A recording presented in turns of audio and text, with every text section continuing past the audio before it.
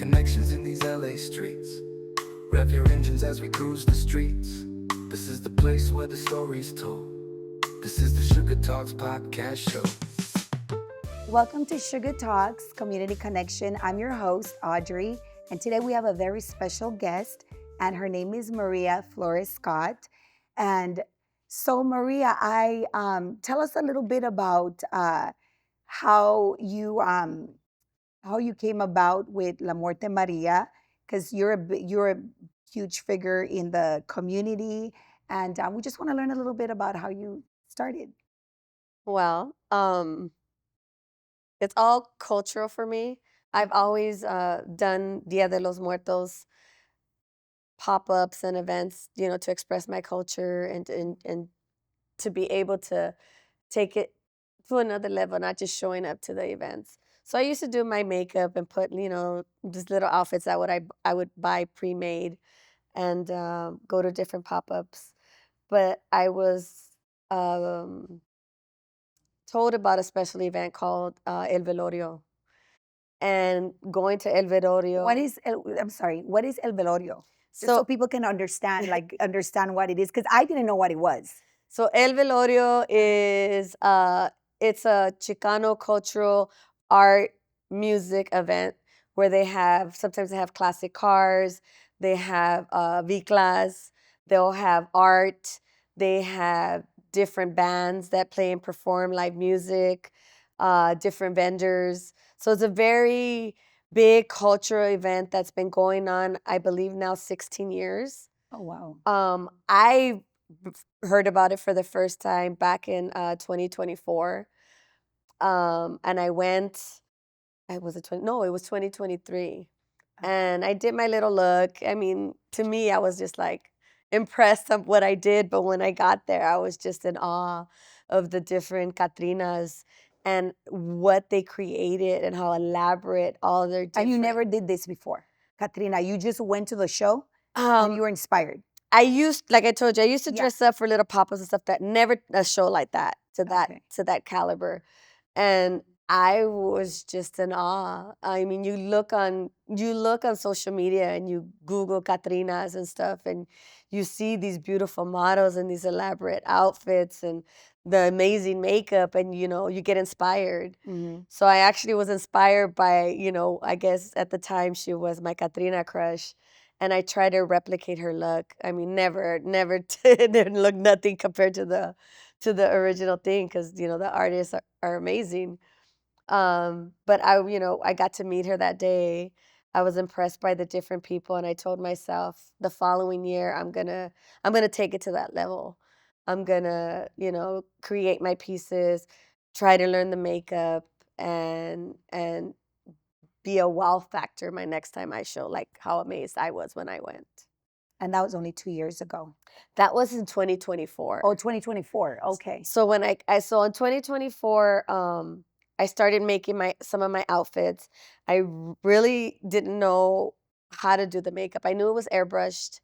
My key goal at that time was trying to get the stencil so I could do it myself, because I am an artist. And once I, see something or do it, I could, pretty much replicate it, tweak it to myself, and give it my own little twist. And trying to find the airbrush makeup, I ran across the makeup people that actually did the makeup on the model that I really liked her, what she looked like. And I did a collaboration with them that first year. So I think I did like maybe 4 or 5 events with them as strictly their model. They did their makeup on me. And when that collaboration ended, that was only 2023, 2024. I wait a minute, I think I'm getting my years mixed up. 2023. Time flies fast. I know. So it's like, oh, we're already like 2024, the end of 2024, I was their model. And then 2025, I just took it full force on my own. I think I'm getting my years mixed up. But it happened like that. It's okay. It's the process of this coming to life. Yeah. So 23. Yeah. So 23, I was their model. 24, January 24, right on New Year's Day, I decided to do my own makeup and go to an event on my own. And it just took off from there.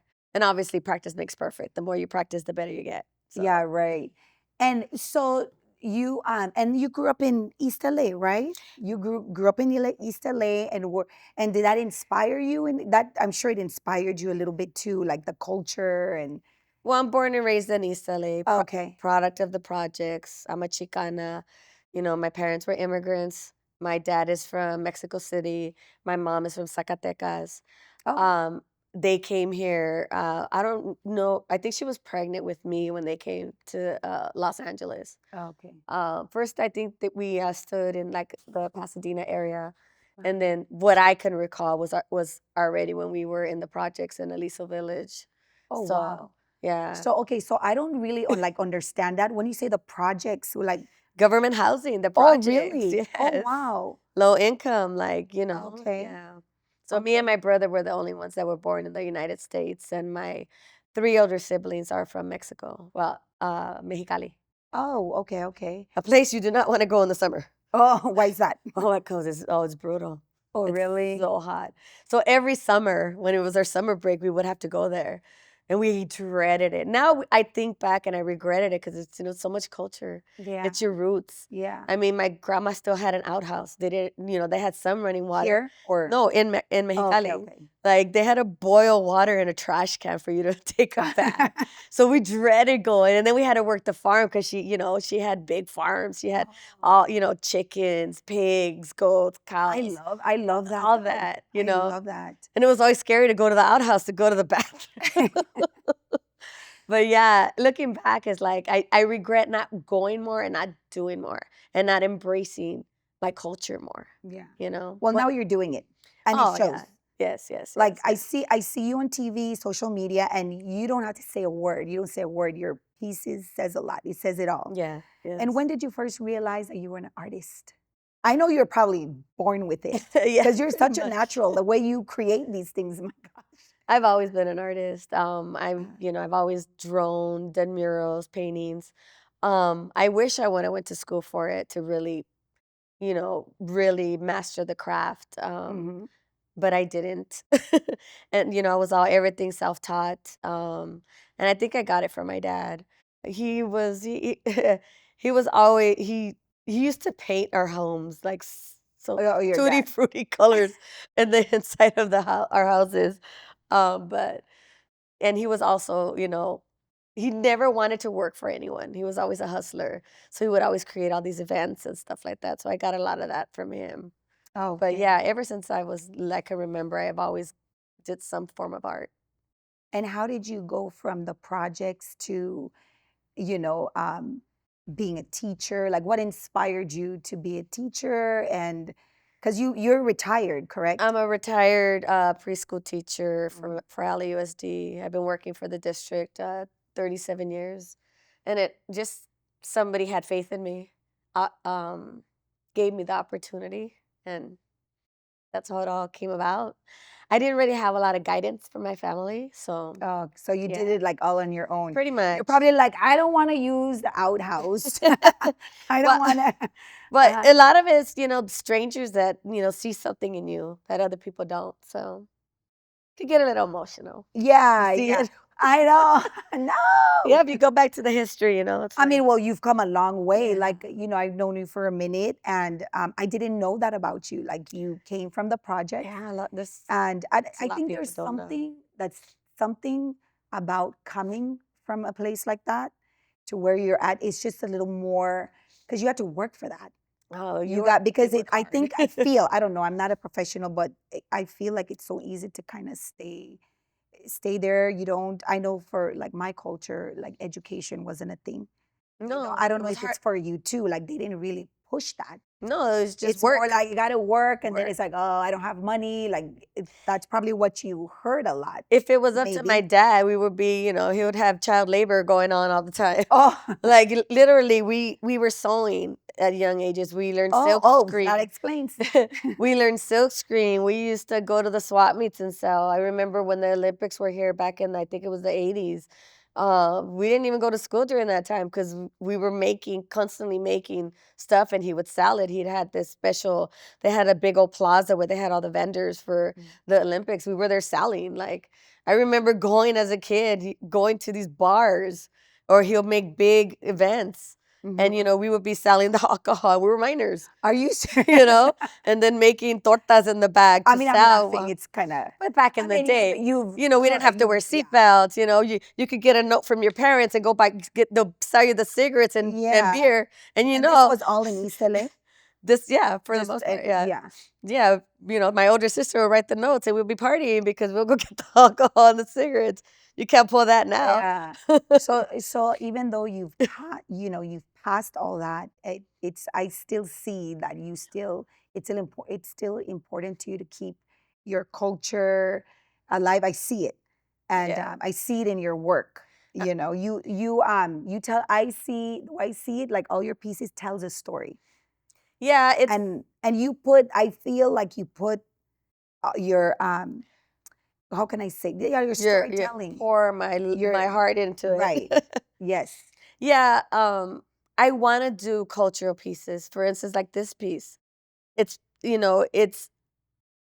it's paying an homage to the papel picado, which is a big piece of tradition What is a and papel picado? culture. I just learned about this like last week from you. This is papel picado. So every time they have fiestas, big things, they Mhm. decorate the ceilings Mhm. and their homes in big plazas with papel picado, which is paper that they actually make all these designs by hand. They get Yeah. stacks of tissue paper and they hammer in all these different designs into the paper.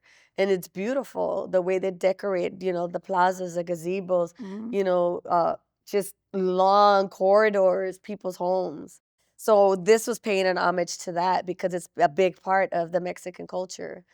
Um, I have like the Virgen de Guadalupe. I have That's one of my favorite actually. yeah, a lot That's of one of people my love her. favorite. I have the loteria. It's like, Uh-huh. Mexico is loteria. That's what they used to play. Mhm. I have El Chapulín Colorado, Chavo del Ocho, Mhm. iconic, Mhm. Mexican artists.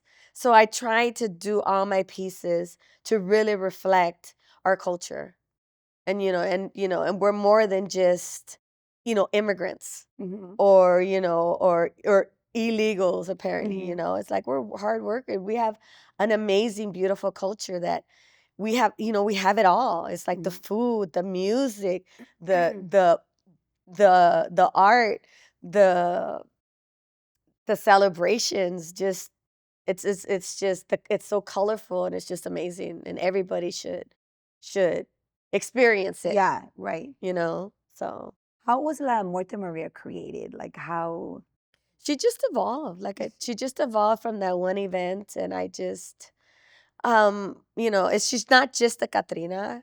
I carefully name my name La Muerte Maria because, it's like death is every day. What Mhm. is guaranteed? Death and taxes, Uh-huh. right? Yeah, that's true. So death is every Sadly. day. And doing the Dodger Katrina, doing the Raider Katrina, bringing her to different events, it gives people something special because it reminds them when they used to do those things with their loved ones and they're no longer with them and they no longer do it with them.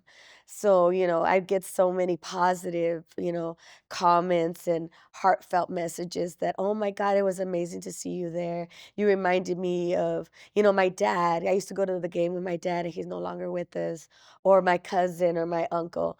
So it has more meaning. It's not just something that you celebrate on Dia de los Muertos. It's something that's beautiful and should be celebrated all the time. Oh, That's it's, what, it's yeah. funny. I was just gonna ask you that question too, like the connection people have.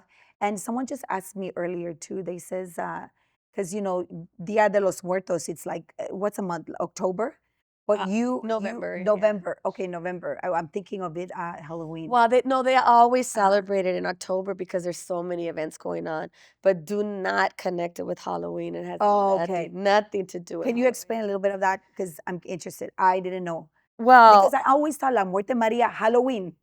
no, Halloween is Okay. Halloween is Americanized. It's just something Mhm. that's, propaganda to make money, It's just Yeah. like it's not, it's it's costumes, it's cosplay, it's all this other stuff. Dia de los Muertos is cultural. People create altars, they honor their dead.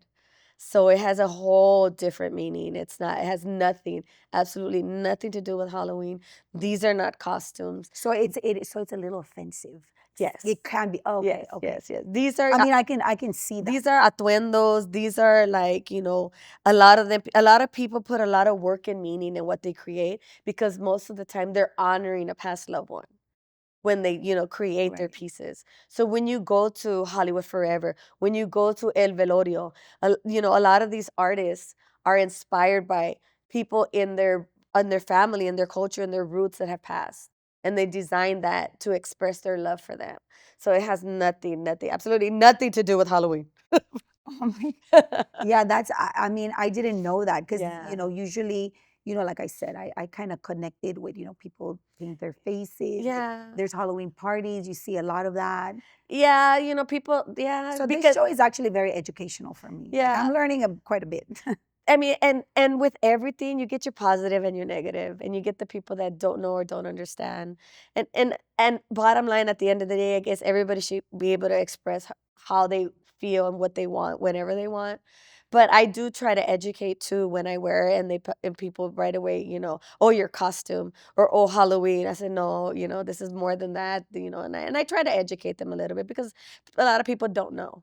Right. And they do have these costumes and, in the big costume chains and stuff like Yeah. that too, because they want to, they want to be able to target everyone, Mhm. That but makes sense. yeah. Yeah, I didn't know that. So I'm actually learning a lot too. So these are pretty interesting Yeah. things. And I know, and I'm gonna say I know because I feel like in different things, whatever you get into, like whether it can be like I feel especially women, when we're doing good, I feel like there's always competition because I see it in the V-class scene, I see it in the car, I see it like political everything. So Yeah. did you have you ever experienced anything like that where like in that with the Catrinas, because I think you set the bars very high. I've seen a lot of work out there, and this is like you take your time. It doesn't look like you took it out of a Halloween box. Like what do you Yeah. call it? Like There you go with your Amazon. Halloween, girl. It doesn't look It's like not you took it it doesn't out look like a like a costume. costume. There you go. We This didn't is say Halloween. art. This is art. Like But Party yeah, City. you know what? Just like in every industry, there's always people that hate. There's always people that think it's a competition. There's no reason for that. There's enough space for everybody. Everybody has their own look. Everybody has their own style. Everybody can express the way in themselves the way they are. Everybody's budget is different. It's just like it's such a vast way that you could express yourself Mhm. that there's no really a handbook on how to do it. Everybody's going to do it their own way. Right. And no way is a right way and no way is a wrong way. I think, it's just well, depending on how you use her, but so yeah, like I said, in everything there's always, the people that are going to hate. And what do they say? Like, if you don't have any haters, you're not doing anything right. That's true. That's true. But I mean, it's unfortunate and it's sad, and it's unfortunate that it's your own people in your own community that want to bring you down. I'm hearing that a But lot. I'm not just hearing yeah, it, I'm seeing it. yeah, And you're right, it's sad, and I feel like we're in a time where we need to stick together, uplift exactly. each other. Especially right now, Like, yes. oh hey, you know what, that piece inspired me. Okay, it's That there's That I can honestly say is I have inspired a lot of people. I have helped people become Catrinas. oh wow. Unfortunately, everybody comes into your life with a purpose or for a Right. purpose. Then and once that purpose is met, they come out of your life. So I've been honored and blessed that I've been able to help people find their inner Catrinas. And now I see them out there. There was just an event yesterday where they all came out, they showed up, they continued, You're really making a name out there for yeah, yourself, they and I love that. continued after whatever unalignments that we had, and it's nice to see them still continuing and expressing the culture, expressing the art, Mhm. and putting us out there because we're not just immigrants and or thieves or or drug dealers or anything like that. We're educated people. We're doctors, we're lawyers, we're artists, we're teachers, so it's amazing. And like, I have another big group that I am inspiring right now of other Catrinas as well. And I'm teaching them. They're seeing this world that they've never experienced or seen before, and they're just like, they're so elated, and they're just like in awe, and they're just so grateful, and they're ready to create their own pieces and show what they can do. So it's inspiring. I like to empower. And I see your stuff too, because I follow you, of course. Before I met you, I remember I would repost. I'm like, I'm your number one fan. So sitting here with you, it's an honor. And how long does it take you to paint? Is that the right word? Yeah, I mean, To to paint my paint your face, face to do the makeup, because that's hard to do, like to put the stencils. Because I'm assuming a lot of people get their face a lot of painted. people get it done. Not too many people do it themselves. I think I know maybe a handful that do it on themselves and do it themselves, and most of them are makeup artists. I am not a makeup artist. Well, you I do an mean, amazing job. I've I seen your work. I taught myself just by learning, and just by, practice, practice, practice. Mhm. But it could take, in the beginning, it could take anywhere between 4.5 to 6.5 hours. That is So depending on what See, and time. this is what I think people don't understand because I'm a hairstylist and I do a lot of work with makeup artists.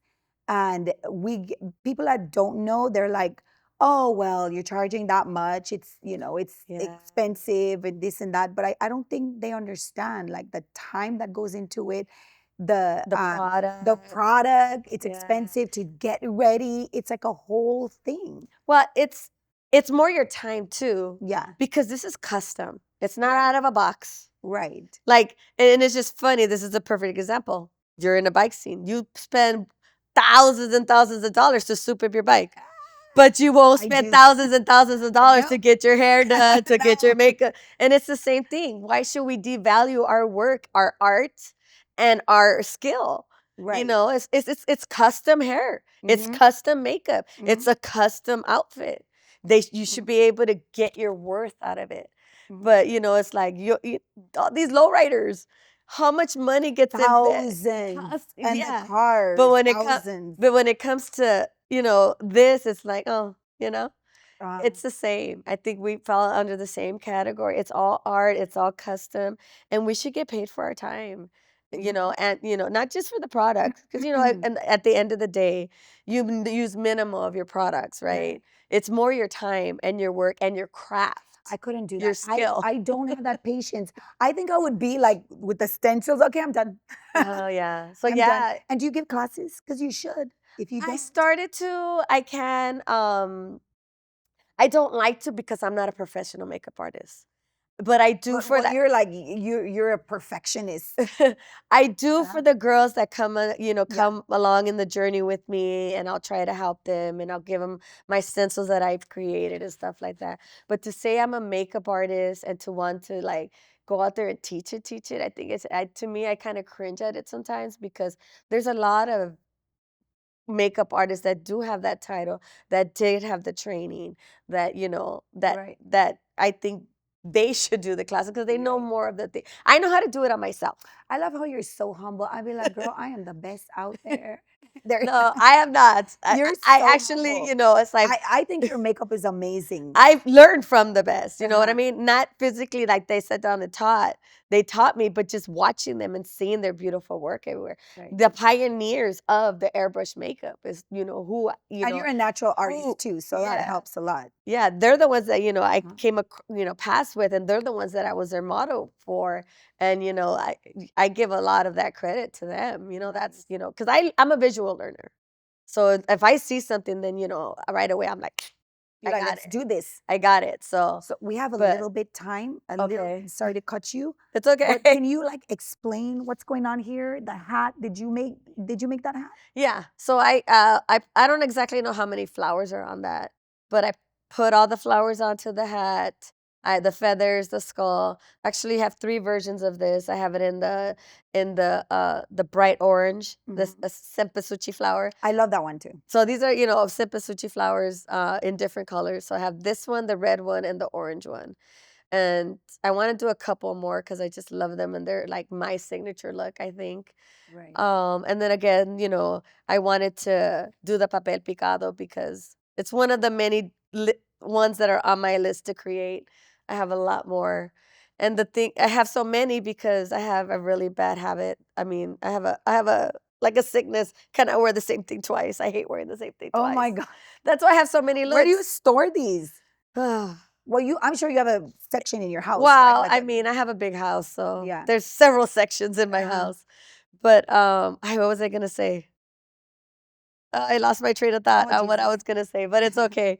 Yeah, I can't wait. It's so beautiful, and I can't wait. So we're gonna have another episode with you. We're gonna continue our conversation. Oh, yes.